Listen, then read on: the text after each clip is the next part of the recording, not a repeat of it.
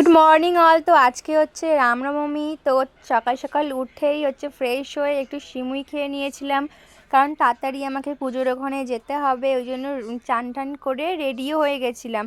আমি এই জামাটা পরেছিলাম, এই জামাটা পরে কি আমাকে খারাপ লাগছে তোমরা একটু কমেন্টে বলো, ঠিক আছে? যাই হোক, তো আমি একদম সিম্পলের মধ্যে সেজেছিলাম। তারপর বোনের ঘরে গেলাম। বোন দেখি শাড়ি পরেছে, ও আমাকে কন্টিনিউ বলে আছে তুই দিদি শাড়ি পর, তুই শাড়ি পর। আর ওটাও একটা আমার বোন ছিল। ওরা দুজনেই বলছে তুই শাড়ি পর, তোকে ভালো লাগছে না, আমরা দুজন শাড়ি পরেছি আর তুই জামা পরেছিস কীরকম লাগছে। তারপর সবাই দেখে এক এক করে বলছে, আমার মনটা খারাপ হয়ে গেছে। তারপর যাই হোক, সবাই যখন শাড়ি পরেছে, আমার আজকে সত্যি কথা শাড়ি পরতে একদম ইচ্ছাই করছিল না। এত রোদ না, তোমরা নিজেরা দেখলেই বুঝতে পারবে। ওই জন্য আমি সামলাতে পারবো না বলে আর পরিনি। তারপরে এরা এত জোর করছিল, তারপরে ফাইনালি আমি একটা শাড়ি পরে নিলাম হালকা দেখে।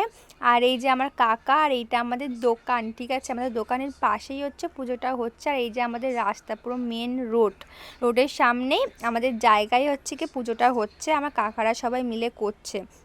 আর আগের বছরও হয়েছিল। আর এই যে এইটা একটা আমার বোন হয়, আর এটা তো আমার বোন, তোমরা চেনোই। যাই হোক, তো আজকে তো বক্সও এনেছে এইবারে হেভি মজা হবে। যাই হোক, তো খুবই ভালো লাগছিল। তারপরে ওদের হাতে হাতে একটু কাজ করছে। ওই যে আমার বাবা গেছিলো সোনারপুরে, আর ওদের হাতে হাতে আমি একটু কাজ করে দিচ্ছিলাম, বেশি কিছু করছিলাম না, বেশি অর্পিতাই করছিল, কারণ ও ছিল উপোস।